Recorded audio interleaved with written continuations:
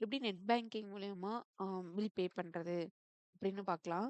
So ஃபர்ஸ்ட்டே நான் வந்து ப்ராடக்ட் வந்து செலக்ட் பண்ணிட்டேன் கஸ்டமருக்கு. ஓகே.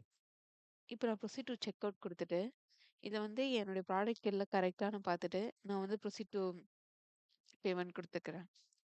ஸோ பில்ல வந்து ப்ரிவ்யூ பண்ணிட்ட அப்புறமா, இப்போ பே மெத்தட்ன்னு வருதுல்ல, இதுல வந்து நெட் பேங்கிங்ன்னு ஒரு ஆப்ஷன் இருக்கு. 4த் ஆப்ஷன். இத நான் கிளிக் பண்ணிட்டு, இதுல வந்து யூடிஆர் நம்பர்ன்னு ஒண்ணு இருக்கும். ஸோ அத நம்ம வந்து இந்த இடத்துல அ பேஸ்ட் பண்ணிக்கணும்.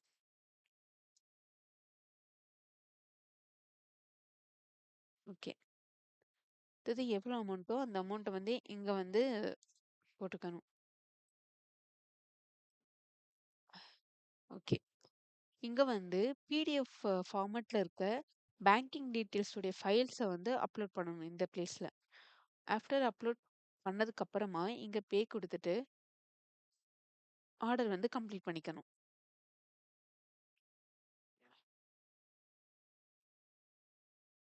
ஓகேவா?